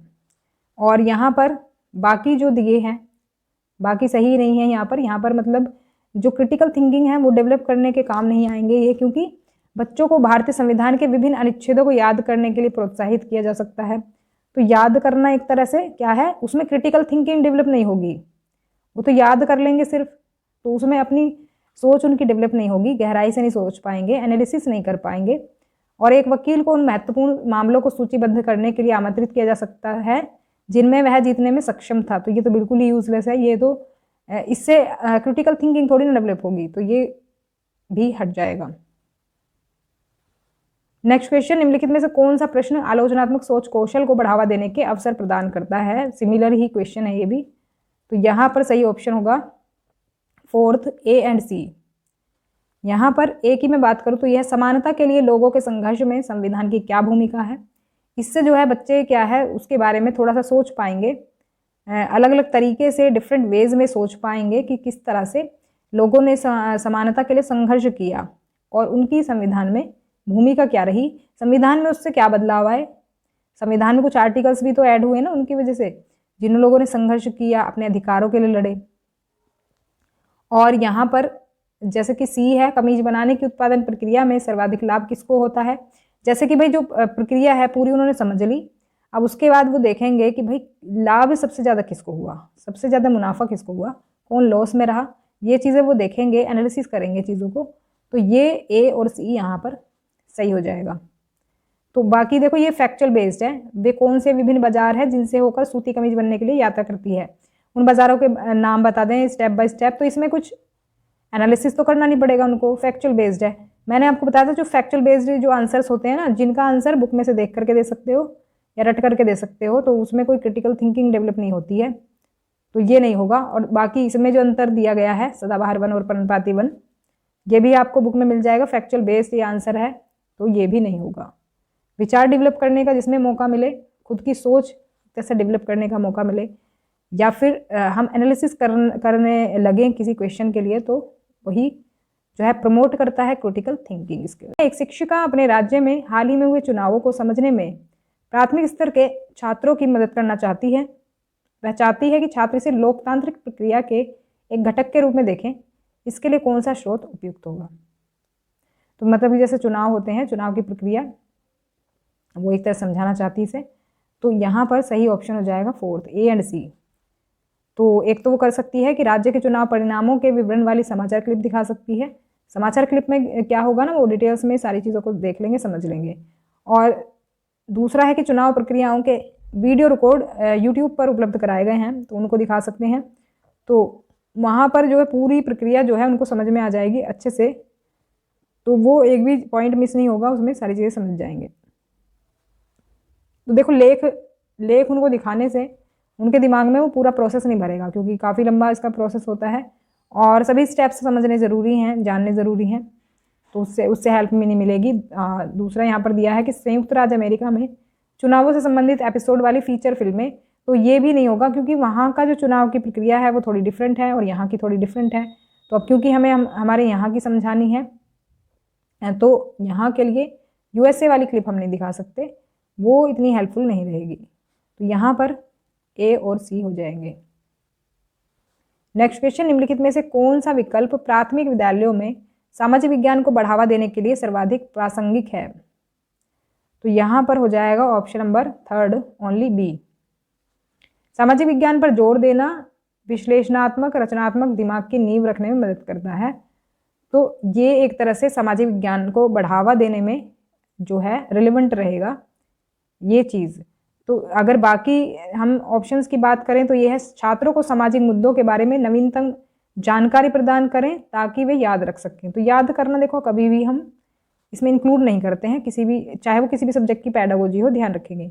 और छात्रों को लगातार याद दिलाएं कि विभिन्न सामाजिक विज्ञानों का अध्ययन करके समाज की हर समस्या का समाधान किया जा सकता है। तो ऐसा देखो पॉसिबल नहीं है कि हर समस्या का समाधान किया जा सके अध्ययन करके, वो भी। तो ये जो है ये भी नहीं होगा, ये भी एलिमिनेट हो जाएगा, बी सिर्फ सही रहेगा यहाँ पर। नेक्स्ट क्वेश्चन में असर्शन और रीजन दिया है और सही ऑप्शन अगर देखें तो थर्ड हो जाएगा, A is true but R is false. पहला सही है यहाँ पर, सामाजिक विज्ञान पढ़ाना तेजी से जटिल और चुनौतीपूर्ण होता जा रहा है, ये बात बिल्कुल सही है। और कारण दिया कि भारत में शिक्षण संस्थानों में पढ़ाने के लिए पेशेवर रूप से सुसज्जित सामाजिक वैज्ञानिकों की कमी है। तो ये देखो ये चीज़ गलत है, ऐसा कोई कमी नहीं है टीचर्स की। तो यहाँ पर हो जाएगा सिर्फ फर्स्ट ऑप्शन सही। उसमें कई सारे रीज़न हैं जिसकी वजह से सोशल साइंस नहीं पढ़ते हैं। एक तो इंटरेस्ट की कमी है बच्चों में, मतलब कई सारी चीज़ें उसमें इंक्लूड होती हैं। दूसरा इसको इम्पोर्टेंस कम दी जाती है, तो इसलिए बच्चे और टीचर इंटरेस्ट नहीं लेते हैं। तो कई सारे इस तरह की रीज़न है, तो टीचर्स की कमी नहीं है। बाकी नेक्स्ट क्वेश्चन है, औपनिवेशिक शासन ने भारतीय उपमहाद्वीप में जनजातीय समूहों के जीवन को कैसे प्रभावित किया, इसका अध्ययन करने के लिए निम्नलिखित में से कौन प्राथमिक स्रोत के रूप में उपयोग करेगा। तो प्राथमिक स्रोत हो जाएगा यहाँ पर फोर्थ ऑप्शन, उस अवधि के दौरान बैगा जैसे जनजातियों द्वारा गाए गए गीत, तो ये जो है एक तरह से प्राइमरी सोर्स में आ जाएगा। और मानव विज्ञानी वेरियर एल्विन द्वारा प्रलेखित, मतलब लेख जो लिखे गए उनके द्वारा, वो आ जाएगा इसमें। तो यहाँ पर फोर्थ ऑप्शन हो जाएगा सही, क्योंकि ये एक तरह से प्राइमरी सोर्स में आ जाएंगे। तो प्राइमरी सोर्स में मैंने आपको बताया भी था कि फर्स्ट हैंड इन्फॉर्मेशन होती है, किसी का खुद का ही जो एक्सपीरियंस होता है तो वो इसमें आता है। जैसे स्पीचेस होती हैं किसी की अगर, तो ये स्पीच एक तरह से, ये जो गीत है इसमें ये स्पीच में ही आ जाएंगे एक तरह से। और या फिर फोटोग्राफ्स हैं या फिर डायरीज हैं, वो प्राइमरी सोर्स में आ जाएंगी जो उस टाइम की लिखी गई होंगी। सेकेंडरी सोर्स में वही सेकेंड हैंड इन्फॉर्मेशन आ जाएगी आपकी, जैसे कि ये अधिकतर अगर हम कहें तो प्राइमरी सोर्स पर डिपेंड होते हैं ये, क्योंकि प्राइमरी सोर्स तो फर्स्ट हैंड इन्फॉर्मेशन है, वो तो बाद में तो सेकेंडरी सोर्स बन जाता है। तो अगर कोई और उसके थ्रू कोई जानकारी लिखता है तो आगे बढ़ते हैं इसमें। नेक्स्ट क्वेश्चन देख लेते हैं। यदि किसी छात्र ने किसी जिले की जनसांख्यिकीय विशेषताओं को समझने के लिए एक परियोजना विकसित करने का प्रस्ताव रखा है तो निम्नलिखित में से किसकी संभावना के रूप में आवश्यकता है? तो ये हो जाएगा ऑप्शन नंबर सेकंड, भारत की जनगणना के आंकड़े, data from the census of India. जनसांख्यिकीय विशेषताओं को अगर समझना है, डेमोग्राफिक फीचर को अगर समझना है किसी डिस्ट्रिक्ट की, तो उसके लिए देखो हमें जनसंख्या के जो आंकड़े हैं ना, जनगणना के जो आंकड़े हैं उनके बारे में पता होना चाहिए जी, तभी हम जो डिस्ट्रिक्ट है उसमें पता लगा पाएंगे कि भाई देखो मतलब वहाँ पर महिलाओं की संख्या कितनी है, पुरुषों की संख्या कितनी है, या फिर कोई भी चीज़ है, कोई भी चीज़ हम उसमें करना चाहते हैं तो हमें पूरा डेटा उसका पता होना चाहिए, कितनी यहाँ पर जनसंख्या है, कितने बच्चे हैं, कितने यंग जनरेशन है, कितनी ओल्ड जनरेशन है। तो ये सभी चीज़ें हमें पता होनी चाहिए, क्योंकि एक परियोजना विकसित करने का उन्होंने प्रस्ताव रखा है। तो अब हमें सारी डिटेल पता होंगी, उसी के अकॉर्डिंग तो हम वो जो परियोजना है वो चला पाएंगे वहाँ पर। तो सेकंड ऑप्शन सही हो जाएगा। नेक्स्ट क्वेश्चन है, असेसमेंट फॉर लर्निंग ढांचे की महत्वपूर्ण विशेषता निम्नलिखित में से कौन सी है? तो ये सही ऑप्शन होगा यहाँ पर फोर्थ, ए एंड डी। तो यहाँ पर एक तो बच्चे की व्यक्तिगत और विशिष्ट आवश्यकताओं की पहचान की जाती है, और समय के साथ सीखने की प्रगति में बदलाव देखने की गुंजाइश ये प्रदान करता है इसके असेसमेंट फॉर लर्निंग जो हम करते हैं। असेसमेंट फॉर लर्निंग हम कहें तो ये सीखने के लिए आकलन होता है एक तरह से। हमें लर्निंग प्रोसेस के दौरान हमारी कमियां पता चलती हैं और फिर हम उसमें कमियों को सुधार करके और अच्छे से सीख पाते हैं। तो यहाँ पर फर्स्ट और फोर्थ सही हो जाएगा। नेक्स्ट क्वेश्चन है, आरटीई अधिनियम 2009 के अनुसार प्रारंभिक स्तर तक पढ़ने वाले छात्रों के लिए पाठ्यक्रम और मूल्यांकन प्रक्रियाओं के निर्माण के संबंध में निम्नलिखित में से कौन सा सिद्धांत सही है? तो यहाँ पर सही हो जाएगा option number second, only B. इसे बच्चे के सर्वांगीण विकास को बढ़ावा देने की आवश्यकता है। देखो हम जो बात करते हैं डेवलपमेंट की, वो ऑलराउंड डेवलपमेंट की बात करते हैं। जब हम आरटीई अधिनियम 2009 की बात करते हैं, वो कहते हैं कि बच्चे को आप स्वतंत्र छोड़ दो और उनका ओवरऑल डेवलपमेंट पर ध्यान दो, जिससे बच्चे जो पढ़ने के साथ साथ जो है वो आत्मनिर्भर भी बन सके, मतलब ऑल राउंड उनका डेवलपमेंट हमें करना है। तो बाकी तो देखो यहाँ पर कुछ अलग से ही ऑप्शन है कि असहनीय गृह कार्य नहीं देना चाहिए बच्चों को, और शारीरिक दंड देने वालों को कड़ी चेतावनी दी जानी चाहिए, बच्चों को अनुशासित तरीके से अपने विचार व्यक्त करने के लिए निर्देशित करें। तो ये सभी इसमें एलिमिनेट हो जाएंगे, सेकंड सिर्फ सही रहेगा, क्योंकि जो उसमें कहा गया है हमें सिर्फ वही बताना है। निम्नलिखित में से किसका उपयोग स्कूल आधारित मूल्यांकन गतिविधियों के लिए नहीं किया जा सकता है? तो ये हो जाएगा ऑप्शन नंबर 4, प्लेसमेंट असेसमेंट। तो देखो स्कूल बेस्ड जो असेसमेंट होता है उसमें शामिल होते हैं समेटिव असेसमेंट, जो कि सत्र के एंड में लिया जाता है, ये फॉर्मेटिव सत्र के दौरान लिया जाता है, ये भी सत्र के दौरान ही लिया जाता है, जब जो स्कूल चलते रहते हैं डायग्नोस करने के लिए कि कमियां क्या हैं सीखने में। और जो प्लेसमेंट असेसमेंट होता है ये एंट्री के लिए होता है, और दूसरा जो पूर्व ज्ञान होता है उसको टेस्ट करने के लिए होता है एक तरह से प्लेसमेंट असेसमेंट। कहीं पर एडमिशन होता है या तो फिर जॉब के लिए, ये तब असेसमेंट किया जाता है। तो ये इसी वजह से स्कूल बेस्ड असेसमेंट में नहीं इंक्लूड होगा। नेक्स्ट क्वेश्चन है, एक पोर्टफोलियो मूल्यांकन में आवश्यकता है। तो पोर्टफोलियो मूल्यांकन में किस चीज़ की आवश्यकता है? यहाँ पर सही ऑप्शन देखें तो थर्ड ऑप्शन सही हो जाएगा, ए एंड सी। छात्रों का संग्रहित कार्य, ये जो है देखो पोर्टफोलियो एक तरह से मैंने क्या बताया था, कलेक्शन ऑफ स्टूडेंट्स वर्क होता है ये, इनका लॉन्ग टाइम का डेटा होता है, लॉन्ग टर्म के लिए। तो ये एक दिन का डेटा नहीं होता, लॉन्ग टर्म का डेटा होता है, जिसके आधार पर जो है असेस करते हैं हम स्टूडेंट्स को कि बच्चा जो है किस चीज़ में कैसा है। और यहाँ पर जो तीसरा है, पोर्टफोलियो में रखे जाने वाले कार्यों या वस्तुओं का चयन करने के लिए एक मानदंड। तो उसमें एक हम क्राइटेरिया सेट करते हैं बच्चों के लिए कि जो है किसी भी चीज़ में वो किस तरह का उसका परफॉर्मेंस है। तो यहाँ पर ए और सी सही हो जाएंगे। तो एक निश्चित अवधि में शिक्षक द्वारा दिए गए परीक्षणों और कार्यों का संग्रह नहीं है ये, बल्कि ये छात्रों द्वारा ही किया गया एक तरह से वर्क है, कलेक्शन ऑफ वर्क है स्टूडेंट का। तो ये लॉन्ग टर्म का डेटा होगा, वो भी स्टूडेंट्स के द्वारा लिया गया डेटा होगा, ना कि शिक्षक के द्वारा, टीचर के द्वारा नहीं होता। ये टीचर के द्वारा कलेक्ट किया गया डेटा नहीं होता, मतलब ये। नेक्स्ट क्वेश्चन है, निम्नलिखित में से कौन सा प्रश्न शिक्षार्थियों के अनुप्रयोग कौशल का आकलन करता है? अनुप्रयोग से मतलब एप्लीकेशन। एप्लीकेशन जो ये कॉग्निटिव डोमेन का जो ये स्टेप है, इसके बारे में कई बार बता चुकी हूँ। सबसे पहला स्टेप नॉलेज होता है। नॉलेज के बाद जब कोई चीज़ आप अच्छे से समझ लेते हो, आत्मसात कर लेते हो, तो अंडरस्टैंडिंग पर आप पहुँच जाते हो। और अंडरस्टैंडिंग के बाद आती है उसके एप्लीकेशन की बात। तो एप्लीकेशन आप जब कर पाते हो जब आपको कंसेप्ट क्लियर है, अब उसके एप्लीकेशन की बारी है। जब आप उसको यूटिलाइज कर पाओ अपनी डेली लाइफ में, तब उसको हम कहेंगे एप्लीकेशन करना। तो यहाँ पर जो सही ऑप्शन होगा थर्ड हो जाएगा, डी एंड ई। डी में देखो साक्षरता क्या है, आप इसको समझ लोगे जब, उसके बाद आपसे पूछा जाएगा कि ऐसे 5 राज्यों की सूची बनाइए जिनका साक्षरता स्तर राष्ट्रीय स्तर से अधिक है। अब जब आपको पता होगा कि साक्षरता आखिर है क्या, उसके बाद ही तो आप सूची बना पाओगे कि साक्षरता क्या है और राष्ट्रीय स्तर से कैसे उनका अधिक है साक्षरता स्तर। तभी तो बना पाओगे, जब आपकी अंडरस्टैंडिंग हो जाएगी तो तभी तो अप्लाई कर पाओगे उसको, एप्लीकेशन तो तभी कर पाओगे। तो डी हो जाएगा इसमें। और ई में दिया है कि निजी स्वास्थ्य सुविधाओं के क्या मायने हो सकते हैं, अपने क्षेत्र के कुछ उदाहरणों की सहायता से स्पष्ट कीजिए। देखो, जब आपको अंतर पता होगा प्राइवेट हेल्थ फैसिलिटीज़ क्या होती हैं या फिर पब्लिक हेल्थ फैसिलिटीज़ क्या होती हैं, उनको आप समझ लोगे, उसके बाद ही आप बता पाओगे कि जो आपके आसपास की प्राइवेट हेल्थ फैसिलिटीज़ हैं उनकी कंडीशन क्या है, किस तरह से वो सुविधाएं प्रोवाइड कराती हैं और क्या मायने हैं उनके। तभी आप बता पाओगे जब आप समझ लोगे कि प्राइवेट हेल्थ फैसिलिटीज़ होती क्या हैं।